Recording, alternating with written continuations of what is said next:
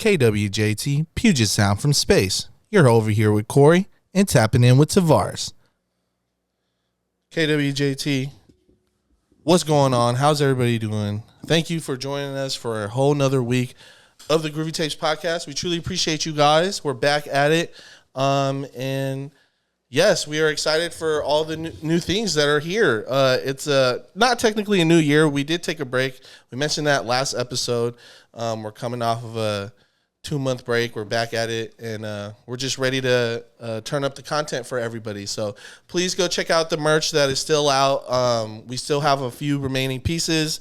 We're definitely trying to let that go and get that out of our closets so we can work on some new stuff for you guys. Sure. We really appreciate the people who has been shopping with us and has been supporting our small business. It's all love, Groovers, you already know.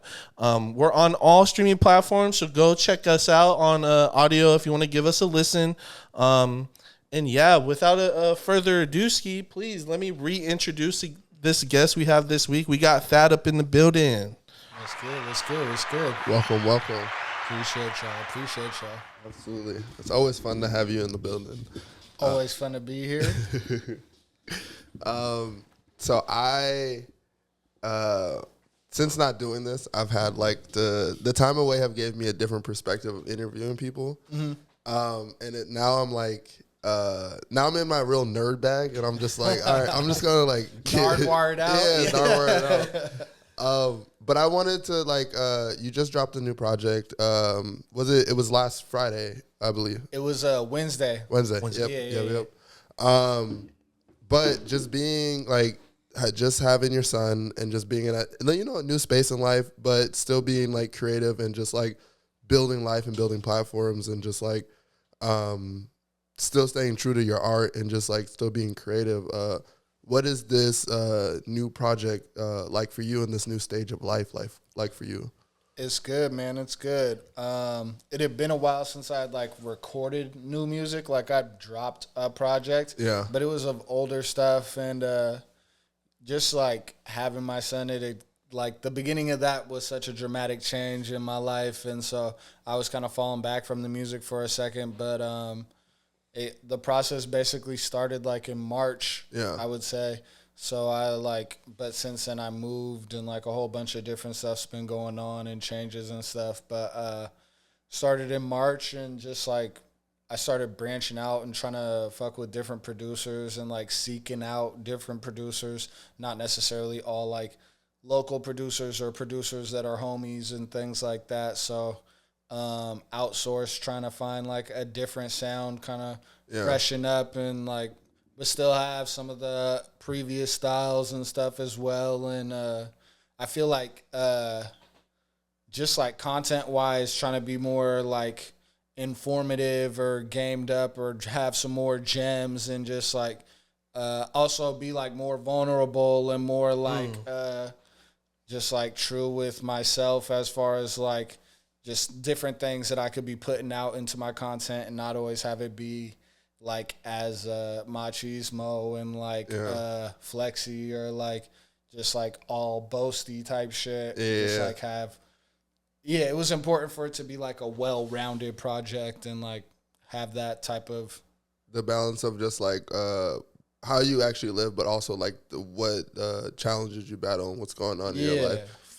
Showing people more of just you, just as like a person and things like that. Yeah, and I feel like, and as everybody's going through and type shit, like it's not like super too personal to me. It's like just more general and just like, but not on like some backpack type shit. Facts. You know what I'm saying? Just like giving people just more than just like, this is how I'm living and it's kind of better than you and like my taste is still high, but it's like, you know. Yeah, it could like, be a lot of things, you know what I mean? I could be living less than a lot of people, but I'm just having fun and it feels good to be making music again. And like, I feel like this project came at like a good spot and I wanted to like just come full circle too, because like, when I was doing the Thaddeus David stuff before I transferred into KOTH, I had dropped my first project when I was out of groups and stuff as a solo artist, and it was called Maven as well. Yeah. But I didn't have a son, and that was like 12 years ago, and then brought Maven in the world, and it just felt right to like bring it back and as a different entity. You know what I'm saying? Yeah. Kind of the just like revisit your own work and just kind of have like just a different perspective and share that different light on it. Yeah, they sound different, but like, yeah, it was just, it felt like it was time, and I've always rocked with the title, and yeah, you already know. It's my son's name, it's on my chain, I got it tattooed, all types of shit, so yeah. That's fire. I love that. I wanted to talk also about clothes, because you're probably one of my favorite people who get dressed, and like thank you. I mean, you do it's very effortlessly. But I wanted to know, like, you predicted hats last time. Okay. Is there something that you're gonna predict on this episode as far as like the next thing, or is there something that you're just currently into that you feel like people will slowly start developing a taste to? Yeah. I don't know. It's kind of hard to predict right now. I feel like we're kind of like in a damn near recession kind of it's like. coming. And like I feel like people are going to be on that hermit, like kind of bring it back. And it's like we're about to be in winter. So it's like fall, winter. I feel like people start to like pull back. But yeah, the hats was dope. I liked watching all that shit come to life. And I feel like it's like, and it's going to come back. But yeah, I don't know. It feels like a lot of, it's like kind of the, like people are stopping wearing like Dunks and Forces as much, even though there are Dunks and Forces that are those like sought after ones that are still hitting like that. But like, I feel like for me, I've been like trying to like consolidate and get a little slimmer with my shit, but still probably have far too much of everything at the same time. But, I don't know. What do you feel like one of the next trends you feel like is coming?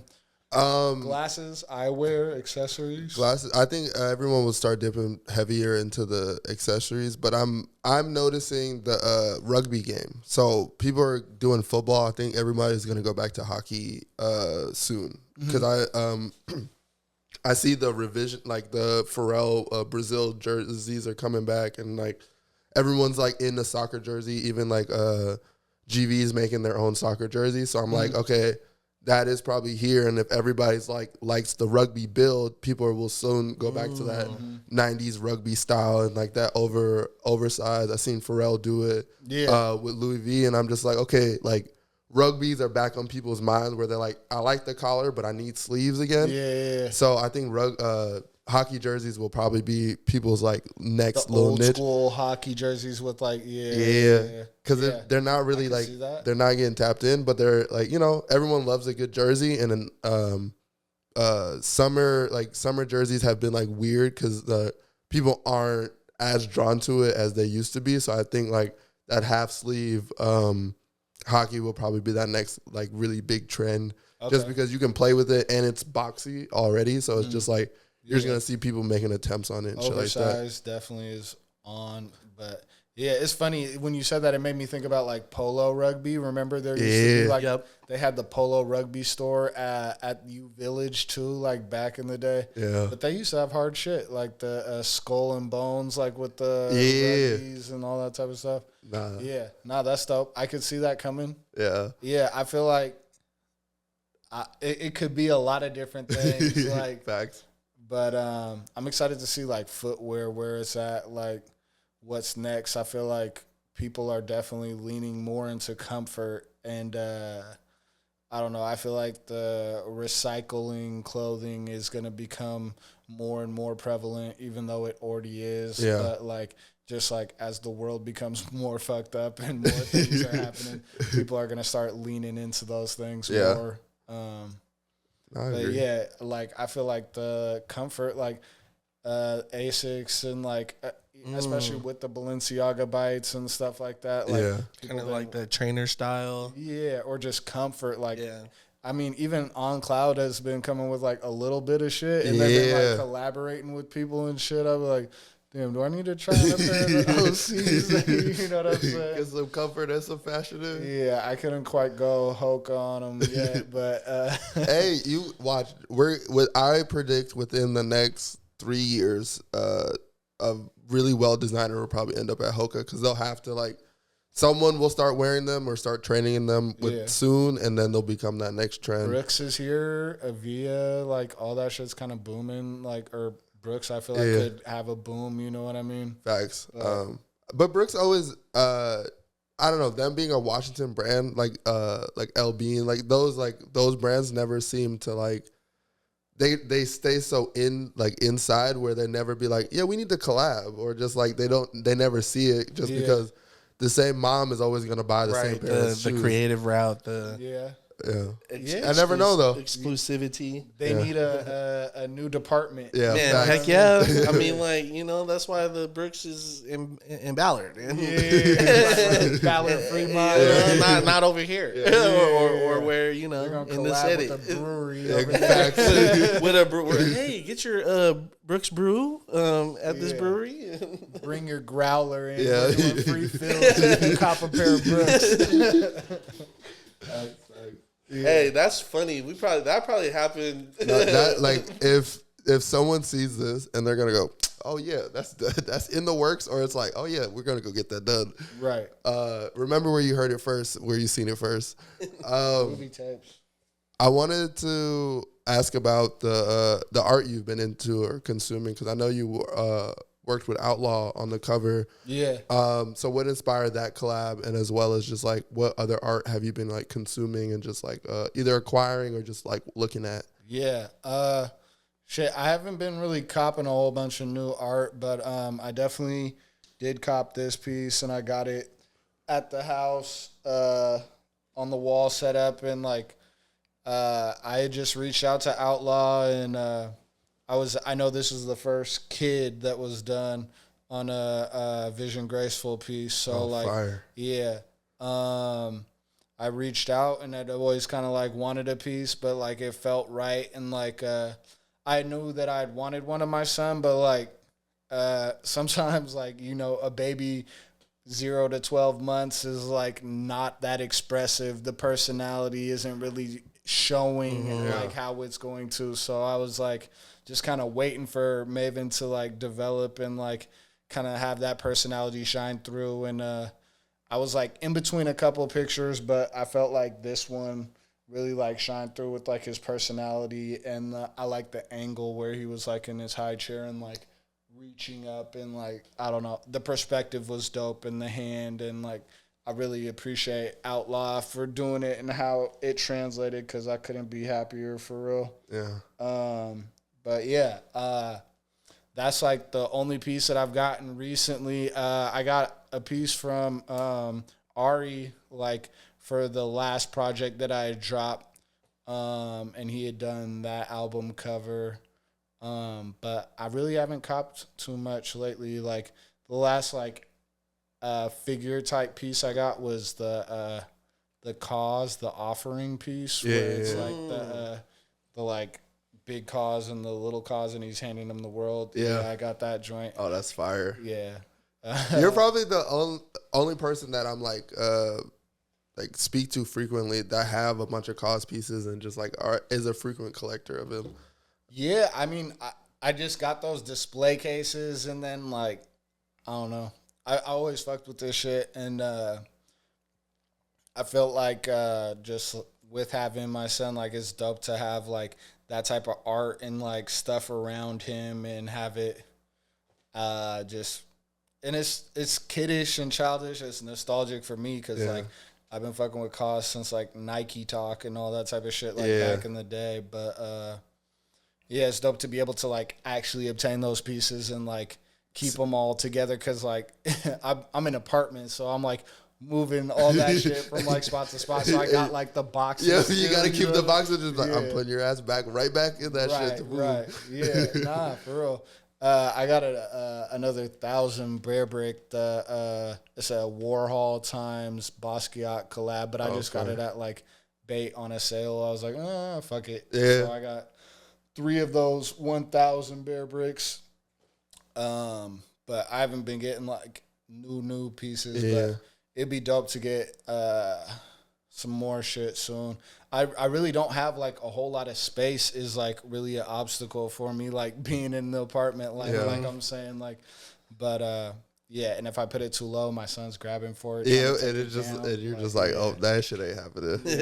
Son, this is art. Yeah, what about y'all? Exactly. The last thing that I made a print recently, so I made some art that I'm trying to display, but I haven't bought any art in a while. There's a guy that makes this vinyl figure. He basically made like a Astro Boy with an afro. So I'm waiting on that to drop. So that'll probably be my next piece to add for real. But I've been who's the artist? Fuck, I'll find him. Yeah. But I've been really like I'm looking at clothes right now. I've been like heavy on just finding certain pieces locally and just like getting shit made has been like really grabbing my attention. Like getting custom shit made is 101 pieces. The varsity jacket that the spot that you put me onto is like the stag wear. Yeah. See, I shouldn't have said that. He gave it. I was low with it. He gave it to you guys. Take the gem and appreciate it. But the thing is like they got to know how to do it. Like Facts. and like I feel like a lot of people see it and they're like, oh, this is dope, I'm gonna do it, and then never follow through. Like I don't know. But hey, I'm trying to see the jacket when it comes to life because it's time for a new one for me too. I feel like it's that time. I did like 3 of them on there. No, I know your jackets go crazy. If you don't follow that on IG, his jackets are crazy, and the level of detail is really what I appreciate because it's how you build yours is from taste, but I just love that they give you that option to kind of cater to like really building a piece that you're gonna love and custom. Man, you can detail so many things. It's just you really have to have like all the shit planned out and have enough, like you have to have like however many amount of graphics as you want to detail, but if you take advantage of it, then you definitely can make some crazy shit on there. And like I did a leather, a polyester, and then I did the satin. Are you going wool next? Do you fuck with wool? I don't know if they do wool. Do they do wool? I looked recently. I think they either might have just added it as like an option, but I think there was like a wool was available for the Man, something popped up on my like Instagram advertisements recently where you can do like as limited or as much as you want to, like DTG, like on Shaka wares for like 21 a pop and do like one-off of and shit like that, or 2 or 5 or whatever. So like even if you just want to test run and like see what's booming, and like because I don't know, you know, as a designer, as a creative, you come up with so many ideas, and then like even after while you're printing something, you're always like, oh well, I got this new idea. So it's like I feel like having those, like we were talking about 101 stuff earlier before we got on air. Like, that's a dope way to like trial run your shit and have those limited pieces. But you can detail the front, back. They let you do styles, fonts. You can stack shit. And they got the shakas. They got the fake American Apparel shit. But like I like those thicker hoodie or t-shirts. Nah, those are fire. But I wanted to ask on your new project, what's been your favorite song so far? What has been the best received, and what was your favorite making? My favorite probably to make was BTM. I felt like that was like the most like this is the epitome of the album, or like where I'm at. And then I feel like received the best. Like I feel like a lot of people are fucking with the style and joint, which I fuck with too, but I didn't know, you know, it was a little like left for me like style wise. But that, and then that Beverly joint with Spoon. That's probably my favorite on it.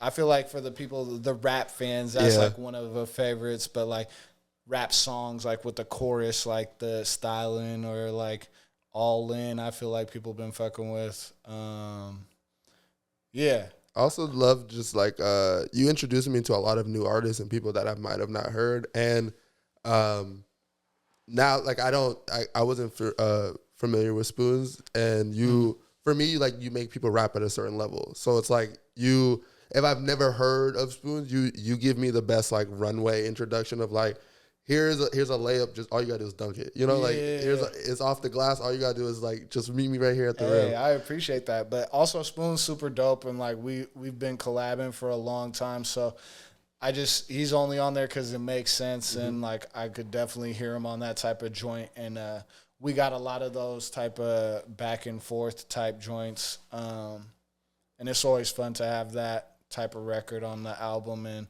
have that different type of dynamic. I feel like a lot of people don't go as much back and forth. Like it's just like a feature that's like a verse. But like we did that Blazers versus Lakers where we got like we're going fours back and forth. Yeah. And then we got a couple others too that we got videos for. But yeah, he's dope, man. He's got a lot of shit. His history is rich as fuck, and I mean, this nigga was on the cover of a Murder Dog magazine back in the day, like when they were like highlighting Pacific Northwest artists and shit, like back when like Swag and like remember Swag from Seattle, like the North End and shit, like so he's been in the game for a minute. Yeah, that's fire. Yeah, let's get it. Yeah, man, I was gonna ask for a round of applause. I was feeling it. I was like, look. Yeah, shout out to Phelan Block, North Portland. Finally going through that process of creating a project, how was it? Was it a moment of relief of finally getting it out, or was it always like something that you were meant to do? It definitely wasn't tedious. It all came naturally. You know what I mean? I feel like the hardest thing was just like sourcing all the production that I felt like that I wanted for the album to like show the diversity of like sounds that I fuck with, and then I don't know. It felt natural. It came natural. I'm always writing regardless, but it's just more so finding the time and the space and like the separation from everything to just like isolate and be in that zone, you know what I mean? And be inspired at the same time. Which I feel like was always the case on this project and isn't necessarily always the case, but I'm always used to be writing and just would just be like, shit, I'm going to just keep, you know what I mean? And I'm living a lot and it makes sense for me to be putting it out, but I feel like this was a more like thought out project than like some of my prior ones, even though I always kind of like have a concept and like bring it into the title tracks and try and make sure the art is connected and just like provide that full experience. But this was a more conscious effort with the content, I feel like.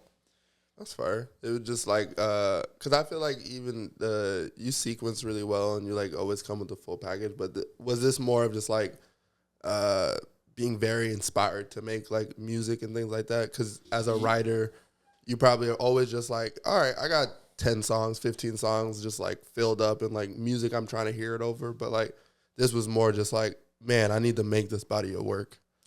Yeah, and it just like, it kind of came like that. I mean, I'll get specific with it. So like the songs that I had with Teak are like kind of songs from like maybe a year or two ago.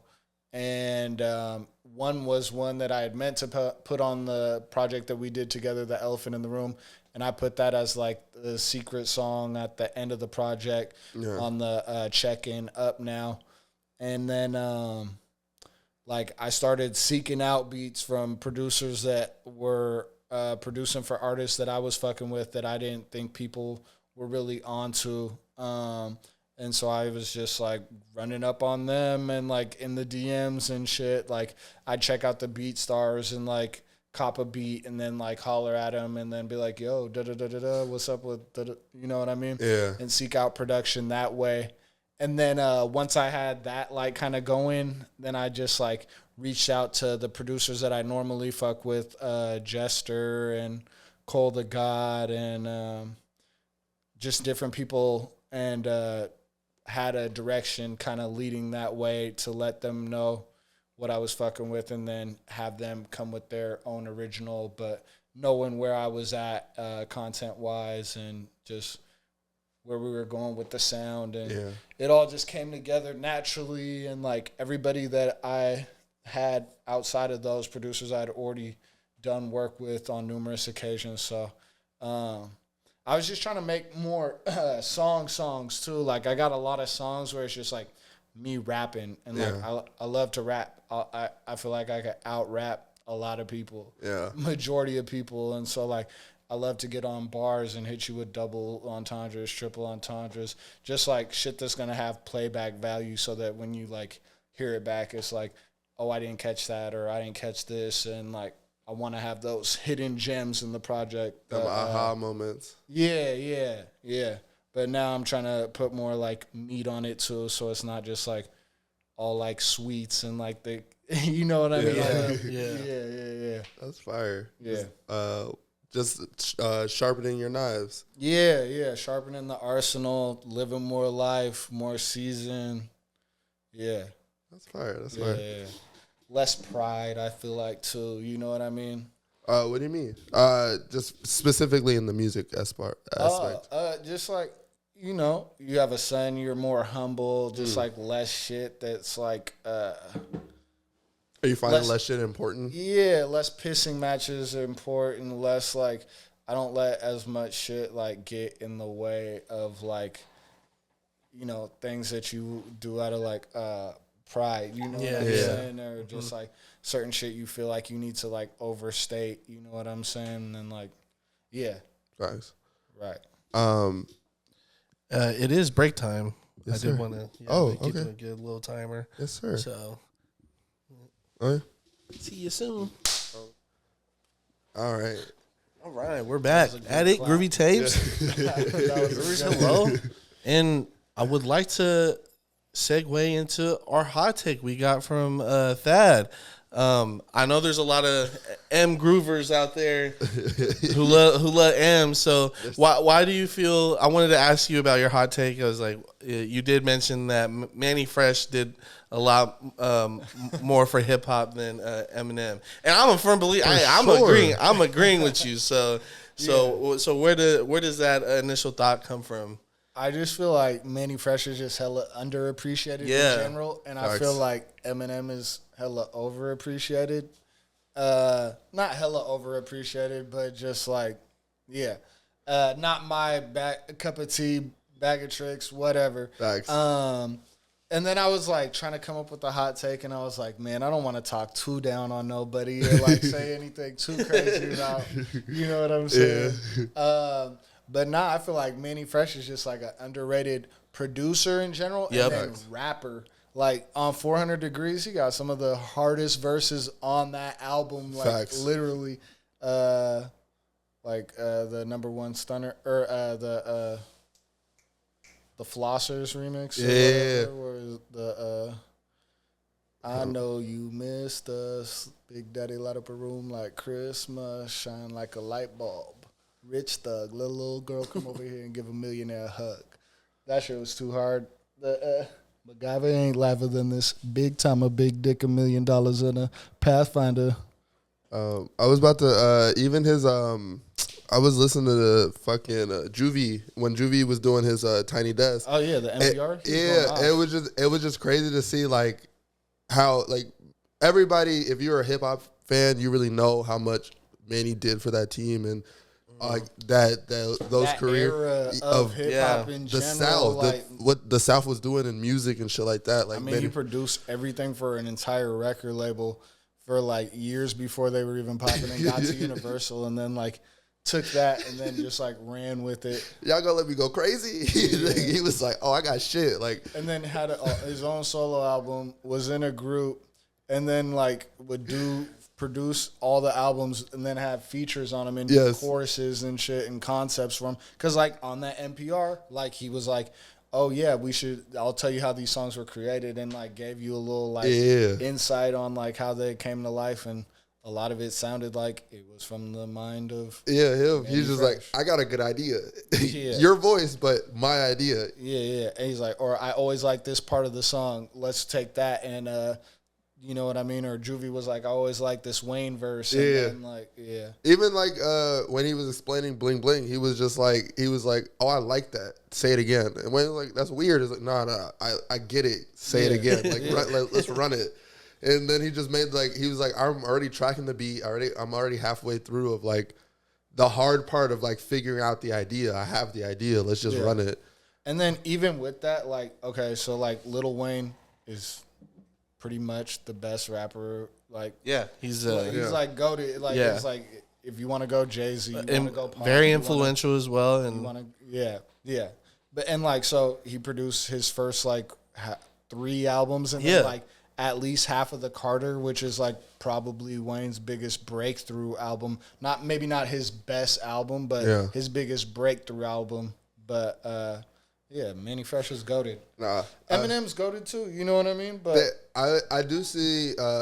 I mean, I would say the hot take would be like they both sit on the same level of hip hop. Like most people would say that Eminem is here, and Manny Fresh down here. But I feel like their contributions to the game, they're closer to would be a lot closer. I mean, I feel like let's say this too. Like Eminem makes beats. They're probably let's compare the Eminem beats to the Manny Fresh beats. Like all those Tupac albums that were posthumous albums that they were giving Eminem control of, and he was making those fucking redundant ass like stomp clap ass beats and shit. I'm not going for that. That shit was out the window. But Manny Fresh, name a whack Manny Fresh beat or like you know what I'm saying? Like can't do it. The formula is too formulated. Yeah.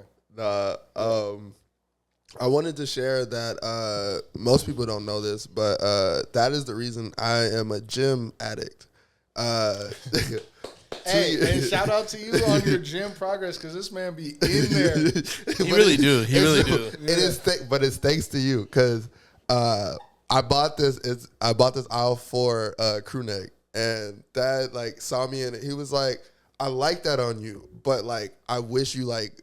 You said you don't have no shoulders for it. That's essentially what. Did I say it like that? It was a way nicer way, but that's like that was at the core. He's like, I like that, but it don't fit you right, brother. I was like, you have the shoulders to if you worked out that you would get big quick. Is what I was saying. I think more so, but like, I made a comment about the shoulders. Pause. Yeah, but and hey. Hey, you know, I just come on. I wanted to on air. We're here to inspire each other. Come on, exactly. I wanted to give flowers and thank you just because like I am a gym addict, and it was through the like someone I find fashionable that gets fashion like worked out. You know, like you are someone that get dressed, and ever since I met you, I was like, oh, I've been studying your style and just like references and things like that. So I didn't take it as like, oh, he's like trying to shit on me. I was just like someone that like recognizes like, oh, you could be better as like a person. Your physique or whatever. It was just like nigga, just work harder, go harder in the gym. Was essentially like the conversation. I was like, ever since then I've been like, oh hell yeah. So the reason I've been in the gym so crazy and like the inspiration has been like. Once I like got big and put that sweater back on, I was like, yeah, this is like the vision that he this was hump to get over in the gym is like the first 3-4 days. And like after that, you're cruising and you see the progress. Facts. And like it's rewarding more so than it is like defeating and shit. Like, because once you start overcoming that shit and you start like figuring out your breathing for your workout to like push yourself and like the ways to enhance your workout for you. Yeah. This shit it's easy and you're like, damn, I was cheating myself. Facts. Like, and it's never too late. It's never too late. I love too late. You know what I mean? Get big. Yeah. But I wanted so many reasons why. Yeah, you know what I mean? I was gonna ask, have you inspired any of your other friends or like people that you know to just like start hitting the gym and getting in shape as well? Man, so the inspiration for me was the homie Cy Hollywood, and so like he'll just be bringing different people through to the gym at the apartments where I used to live at over on Jackson, and like so all types of people would be coming through and working out with us, like. The homie Jordan, he be having all types of fools coming through. So like, yeah, shit. Fast from Union and Soli came through a couple times, and like Afu came through a couple times. Yeah, just like all types of homies will pull up and then like work out a couple times and maybe fall off or maybe stay around. But I don't know. I haven't put like a whole bunch of people specifically on, but I feel like a lot of people already are on it, and then certain people are just like not gonna be fucking with it anyways. And facts. I don't know. Yeah, having inspired. Yeah. I'm glad that I can have a good impression. Oh hell yeah! And like shit. Hopefully we motivate some people to. You know, we're getting towards the end of the year. You know, this is a deadly time, man. This is the perfect time to get to the gym before the top of the year. Or shit, just get outside and just be like on the dip bars or like pull ups on the playground or however you gotta get. I wish we had more like more playgrounds that you could do shit like that. Pull up bars and dip bars and like. Shit, hit those burpees. You know what I mean? Like, get on your. You gotta see some buff ass kids. New generation of buff ass kids just getting swole. That would be fire, and like it's hella more enticing when you have peers and people around you. Yeah, like doing those kind of things. Doing it in a group or like makes it way easier and is a way better way to start. I feel like. But shit, the homie JD, Jordan Daisy, just came home and he's doing workouts and shit. And I be seeing all types of homies coming out with workouts, and I'm here for it. Yeah. Anybody, as long as we get to it. Yeah, get your bag. Health is wealth. Come on. Get your bag. Good round of applause for my swole brothers out there. I am not the swole brother. I'm not the swole brother either. I'm just be there. Yeah. I'm healthier. I feel better. I'm stronger. You know what I mean? And I'm the stronger homie. We're making personal progress. Yeah, facts. Corey. I'm the These stronger. motherfuckers over here. Yeah, who you calling at 1 a.m. when you twisted, had too many tequilas? Yeah. I'm hitting Corey. Exactly. You need me to lift something, I got you. But like, the knockout king, the human tooth loosener. You want me to do buff shit now? That's funny. Yeah, I told.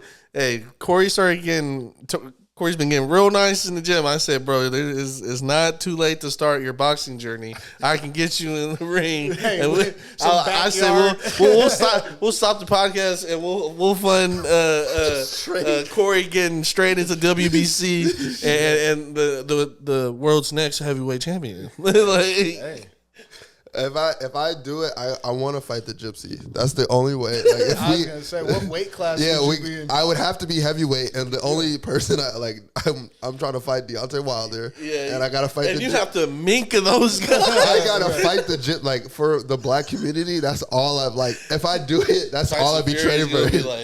Tyson Fury that endurance game. He's a cold bro. He be doing like the Gypsy King look hella out of shape. He's like the most misleading. Bro, him and Joker are the only two. Like they're the white Russian, the Europeans. Yeah, built different. Exactly, the Western Russians. Like that's the will. Like that's that struggle of their ancestors. Like we were oppressed too. Like nobody fucked with us. We were like the weird middle. So it's like they were taking over. They were oppressing each other. Exactly. You know what I mean? I'm about to bully you, bro. We were trying to build each other up. They were trying to take each other down. Exactly. I'm about to beat on this guy. Like that's what they're about. No, that's funny. They had to make guns because of us. We were good warriors. They had to make guns. No, we had to make guns. Those are big boys. That was a good sip. I'm trying to get the Pellegrino sponsor.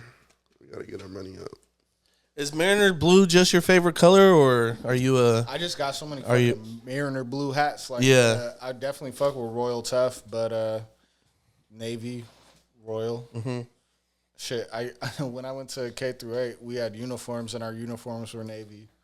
So, I guess I'm just used to it. Yeah, I'm glad I didn't go to a uniform school. That would have been tough. Yeah. St. Therese had the red. St. Joe's had the blue. shit. I know there was all types of other schools, but those are the only ones that I was around with the uniforms. Meanie, did they have uniforms for a second? Yeah, I think before they closed. Yeah, I was thinking that.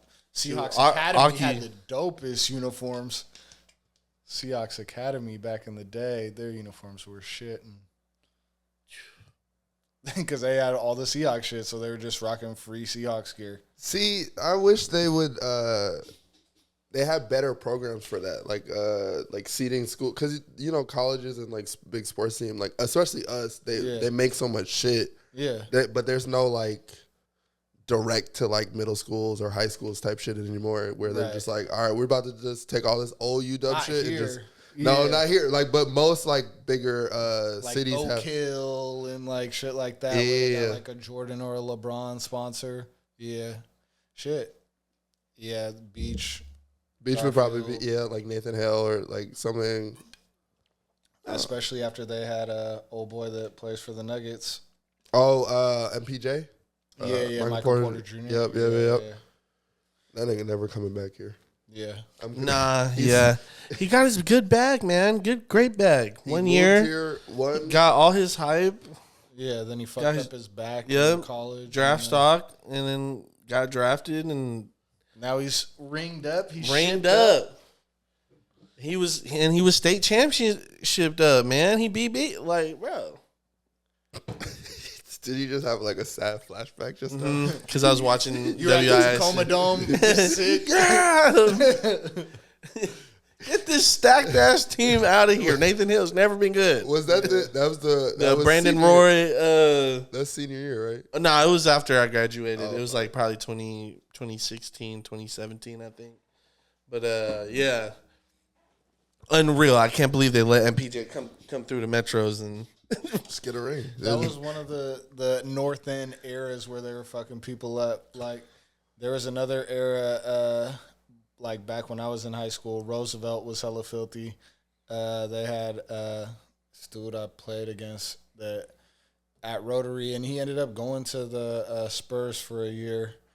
I'm spacing on his name, but the Hoopers will know. Roosevelt was filthy that 1 year. Someone tag buddy in the exactly. Hopefully he's doing well in life, so he receives this in good faith, and he's like happy that we're mentioning his high school grades. Right. Shit. Shout out Mitch Johnson. He's on the San Antonio Spurs staff, and he played with us back in the day, like AAU, and was at SU on the staff for a minute. But he played for Stanford, I want to say, and he took them to the tournament back then, but JJ Johnson's son from the Sonics when they won the championships. Yeah. Oh, that's sick. At least he's still in the. I mean, your dad being a Sonic kind of probably helps. At least open a door, at least. Nah, for sure. I mean, it helped him work hella hard, but he did all that himself. He was grinding. Oh, that's fire. Yeah. Fucking shout out. Hold on, I had a fucking question that I lost it. Don't mind me, guys. Can you say something? Talk. Nah, it's all good. Was it an active weekend? What was cracking this weekend? Oh, man. Well, I talked about it last podcast, but you can go into different details. Yeah. No, I was telling the boys that I had an awesome 2-man adventure. Oh, okay.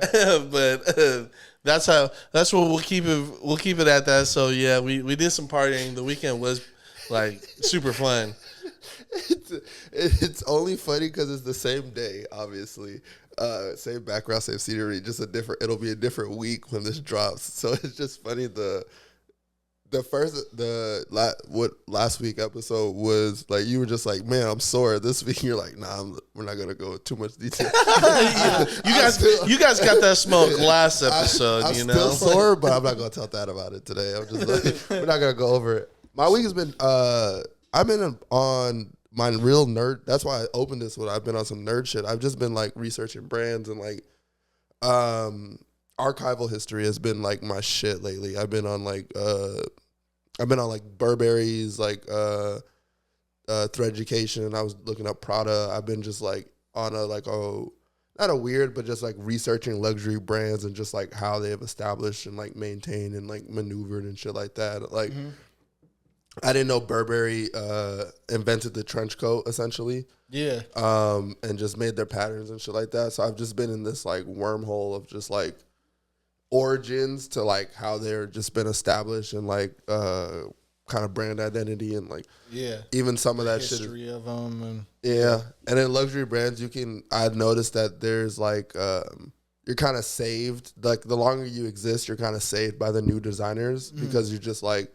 you get so big where you could just be like, I'll just pay you to come make a season and like you'll put us back on the map. A new head of the fashion department, like so just like how Louis Vuitton did with Pharrell. And, facts. So you just bring in that new guy, trading them back around. Facts. And like Rick Owens has worked for everybody. Like I was looking at Mason Margiela's at like Hermes right now, and before he stepped away. McQueen was everywhere before he did his own thing. He was like with Givenchy. He was with a whole bunch of people. Yeah, so I've been like, I don't know. I've been in that wormhole of just information as far as just like being able to tell. I don't know. Brands get really good at telling that full story and like, but also they stay around long enough where you have just research brand history and you could just pull from archival pieces and just be like, oh. Today we would wear this like wider or slimmer and just like 2 cuts here, 2 cuts there. So just it's helped me with this, just kind of finding like where me and Tavares have been with the podcast and how to bring back that like why people give a fuck about the ethos of what we do here and what like provide the space that we provide in, but also like you get good at it knowing your history. So I've just been in like I've been learning a bunch of other brands' history to figure out like what our history is and how we take our brand identity and shit like that. So that's been my week so far. It's just informing yourself. Yeah, just been on my nerd shit of just like how do we get better and like what is brand identity today? You know, so it's been really cool. Wow. What have you been doing this week? Oh, I just did a 2-man adventure. And then my brother right here, he just says the most profound like statement about history behind the just fashion and us as Washington in the state and this motherfucker.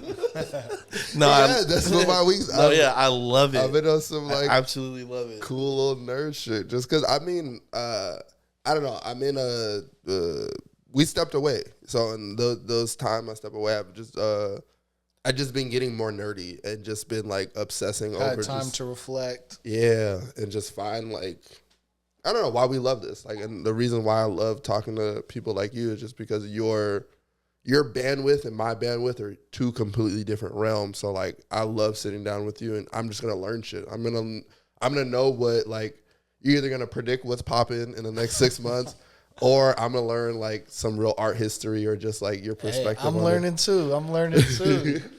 Putting me on game. That's why this is always like really a beautiful thing and I always love doing it. Yeah. I'm sure we're at the time again, and you're just kicking it, and I fucking love it here. the wood. No, my timer says we have a few minutes left. I was gonna say the 2-man thing. Who was your favorite like tag team champions like back in the day growing up? WWF, WCW. Oh my goodness, that's amazing. I loved growing up. I loved the Eddie and Ray. Yeah, the Eddie and Ray. Eddie Guerrero, Rey Mysterio. Yep. Yeah. I also I've been keeping up with recently the Jimmy and Jay Uso, but like that's culture shit. You know, I gotta hold it down. Like I feel so. I'm like, oh, those are my cutties, like, but not really my cousins. Distant family. Yeah. Somewhere on the tree. Dang, who else is? Go ahead. Who else is just for on some like overly like lover boy shit. I fuck with Bret Hart and Owen Wilson. Yeah. Or Owen Hart. Wasn't it his brother? Owen Hart? The brother. I said Owen Wilson. The Heartbreak Kid. The nigga who used to kick niggas. Shawn Michael. When later. Oh yeah. Shawn Michaels. Later in the years. Matt and Ed Hardy.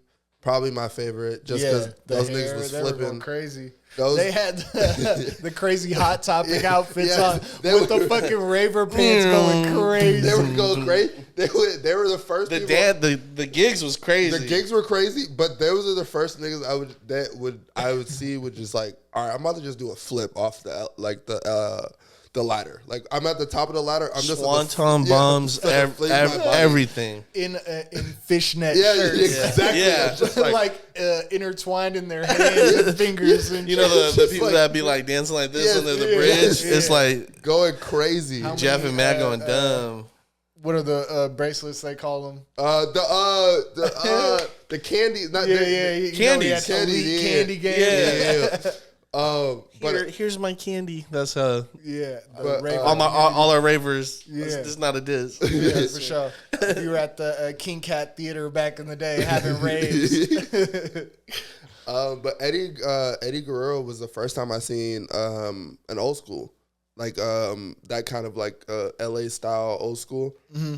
That's why it's hella funny you said that, because when you said Ray and Eddie, I was like, damn, Eddie was the first time I really seen like LA style, like I always chose that entrance.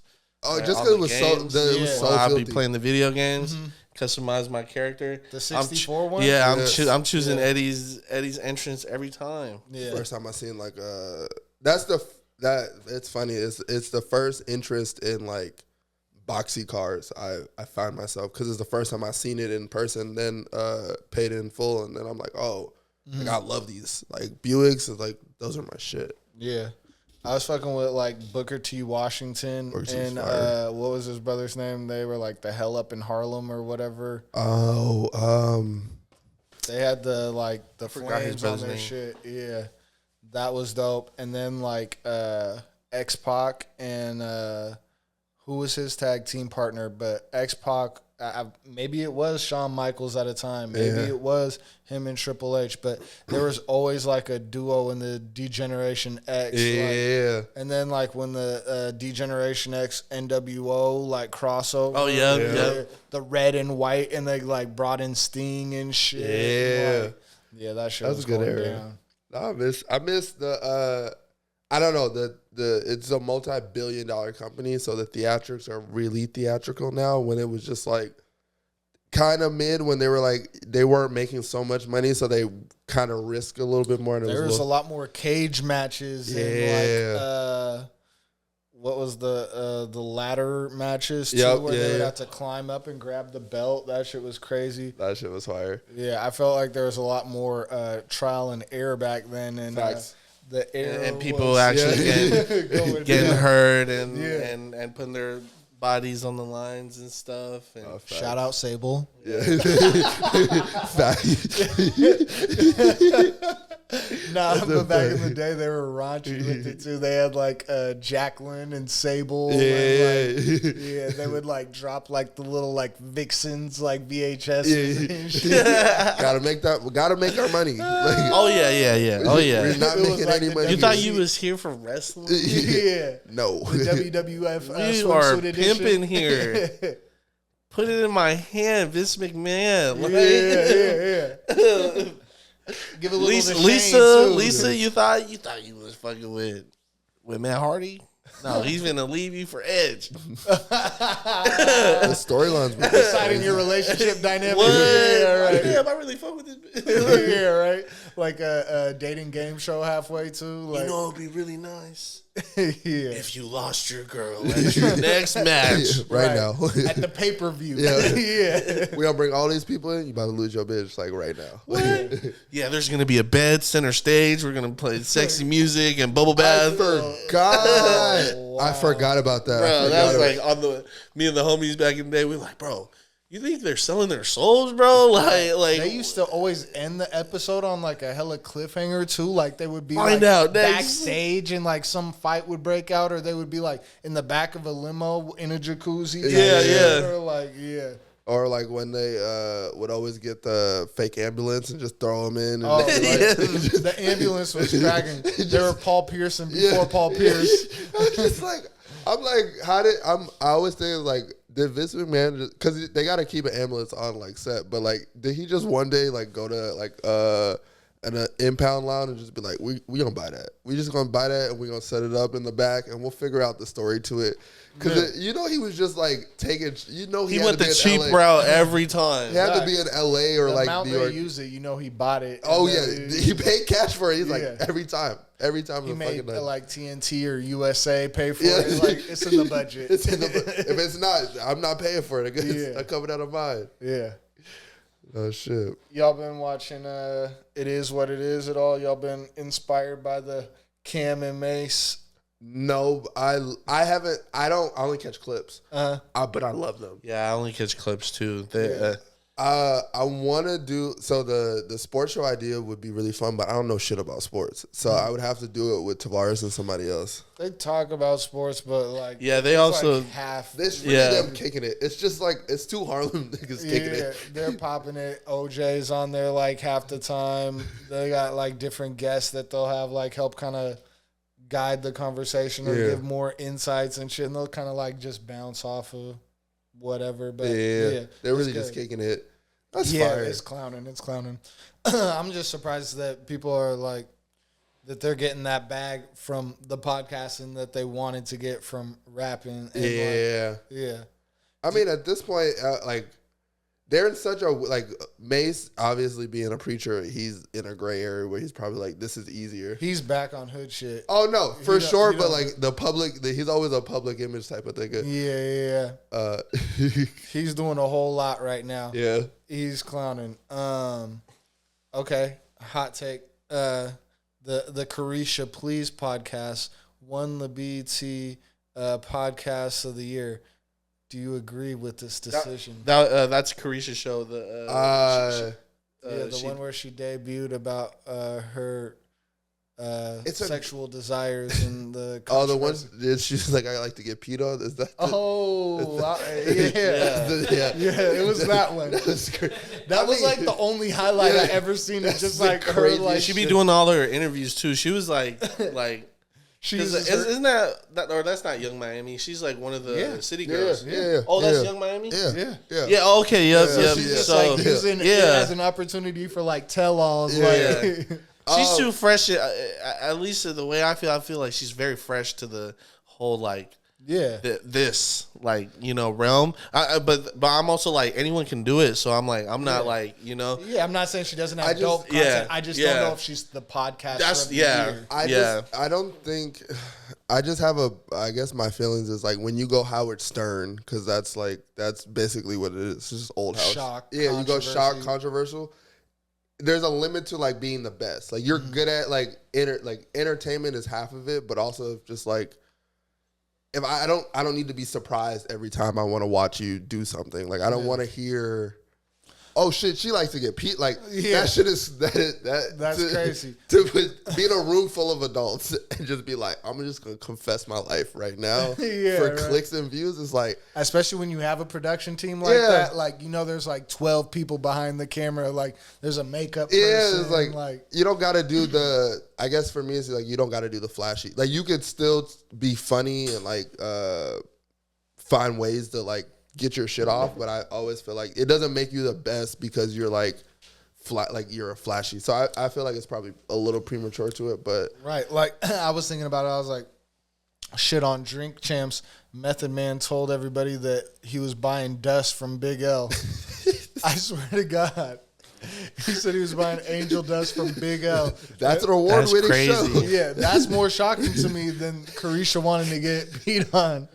I'm just saying. You're just like, damn, man, that's what you do. And there's a little more substance to it. No pun intended. You know?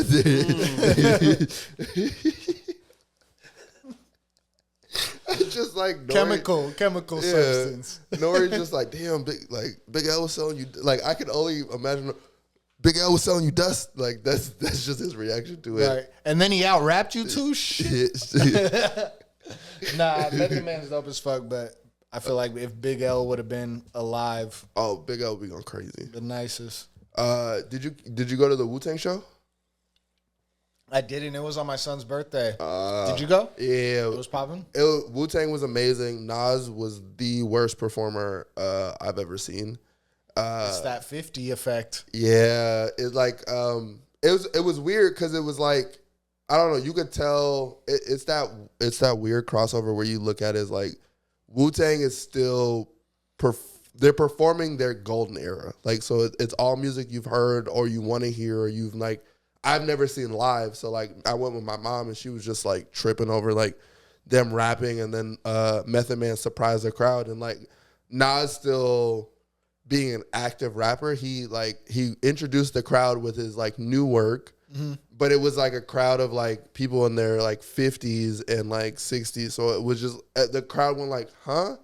And there was, when he like redid old stuff, you could tell that the He'd crowd already lost them. Yeah, he had lost them. So even if he's feeding like what they want to hear, what they're trying to hear, but it was just not, it was too late. Yeah. That new Nas album is hard though. New Nas is fire, but it was just like, you're in Key Arena, like people want to hear the hits. Like, yeah. Like, give me one or two new joints. But I saw like a couple clips of one mic, and like the song's like hella dramatic and all that shit, but like it's not really one of my favorite Nas songs. Like do like a phone tap verse or do like some firm biz verses, and then like let's get into some like lost tapes and like, you know what I mean? And there was just a bunch of, they're like, I don't know, there was a bunch of shit in the second act where I was just like, oh, if you would have came out like this, everybody would want to hear the new shit. We're like more open to it, but Wu-Tang was just smacking with like, and it's not niggas. Yes, and it's just like they were just smacking niggas over the head, and I was just like, oh, this is crazy. How was De La? De La was came in at the last 2-3 songs. It was pretty good. Sets be so like on time these days. Like they're running that shit like. I told my mom, I was like, yeah, if this was Zach Fox started like an hour after like the show run time. Like I was like, they're all 50, so they started on time, and we're all going home on time. Like there's no fluff. There's like De La and then Wu-Tang. Like there was like 3 minutes to like De La and Wu-Tang. Don't go anywhere. And then get another drink. You should have got all your drinks before. Don't move. Like it's good. And then not between Nas and Wu-Tang was a little longer, but like there was just, it kind of just was like back to back to back. Yeah. Shit. Sometimes I would prefer like more of that, but I feel how there could have been some balance. Like yeah. But Wu-Tang went crazy. Meth was going crazy. Like it's crazy to like, I don't know. I didn't experience them like when they were on their run, so like I got it. Like I was like, I know why you guys shook up New York. One being 9 niggas, but 9 niggas with all different tastes, and one dude just being like, oh, you like this? Let me just curate you. Let me curate something for you. Yeah. Scarface, you need this? All right, I got you. Like, just like Ghostface, my bad. I always fucking it's Capadonna that I always think is Scarface for some fucking weird reason. Yeah. But just like curating for just 9 individuals and still like being a rapper yourself. It made sense, like why they were atop of that mountain. Shit, yeah. And then like he was acting, and then like he like did a movie. Yeah. That like kung fu movie. Yeah. No, it was I saw Wu-Tang a long time ago at like Bumper Shoot. Oh, fire. Yeah, but I've seen Nas, I want to say, at Bumper Shoot 2 1 year. But I don't think I've seen De La before. De La was a good, like, I think Kweli was out here as well, so it was a really dope show. Talib Kweli just popped out randomly? I think he's either filling that, like, third man spot for De La, or he's just, like, on the tour, because they were, like, at the end, they were just giving shout-out, and they were like, shout out Kweli. And I was like, did Kweli perform? They're really cool, so, when it's rap, yep. Yeah. I mean, do I got to do that? I'm outro guy now. Your intro guy now. I mean, you've been feeling. Hey, I've done the last few. You did the outro amazingly last time. All right, so KWJT. Oh wait. I'm so sorry. I'm so sorry, Cole. Thad, what have you been smoking on? Yeah, we didn't let you answer the last question. So I smoke a lot of different things from different farms, but like depends on the farm. Like. From Paragon, they got this peanut sundae. That shit's going crazy. I feel like Clout King's been having a lot of fire. The the Backpack Boys price has gotten out of pocket officially. The $70 eighth is crazy. They're on their no mid shit. Yeah, but there's a brand called No Mids, and I'll probably never buy it because the name. I used to not want to fuck with the Clout Kings because of the name, because I hate the word clout. Yeah. But I feel like everybody's coming with like a little bit of heat here, a little bit of heat there, but like consistently like the Sub X, the Clout King, there's still some good cookies strands. I feel like they were falling off for a second, but they've been bouncing back. And then who else do I fuck with? I don't know. There's good tree from every farm, but you just gotta like seek through it. Downtown Cannabis got some fire for sure. But yeah. Yeah. I mean, 502 has probably been the secret. 502 boys. Yeah, 502 smoking. Yeah. I can't get it in abundance like I would like to. It's only random, and it feels like Christmas every time it happens, because he'll just walk up on me and just last time I saw him at the Paradise? Yeah, the Paradise. Juan Soju? Yeah, Juan Soju event. And okay. He had some gas on him? Fester had it. And he tapped him. He's like, Tay had it? Yeah, he was like, hey, bro, can you just give Corey yours and I'll just go grab some more, because I left him in the whip. Because I was like leaving and shit like that. But I always loved but it was just like he only had like a gram, and it was just like, it wasn't enough, and I was just like a little sample, yeah, too little of a sample, you know. And I'm just like, it should be punching. It'd be punching, but then I'm just like, I'll smoke it, and then I'm like, fuck, I don't have any more, and I don't know brother personally, so I'm always in my head of just like, I just need to go outside at an event that I'll know he'll be at, and it gets secured. K Savage Angela's bomb. Ooh, K Savage got some shit. Who else got some shit? Man, everybody's got something. Yeah, everyone's got one little one. For sure, at least. Yeah. All right. No, I can do it. Go ahead. I can do it now. KWJT, you've been grooving with the South. I'm with Tavares. I'm with Thad. We got Cole in the back running the show. I don't know when we'll be back, but we'll be back soon. We gave you 2 weeks of hitters. It was supposed to be 3, but we don't really got to speak on why there's not 3. No, I'm on bullshit. I'm literally on bullshit. Hey, we book with you. You cancel on me again. It's really fuck you. So I say all this with love and appreciation. KWJT, you've been grooving with the South. I'm with Tavares. I'm with that. We'll be back sometime soon.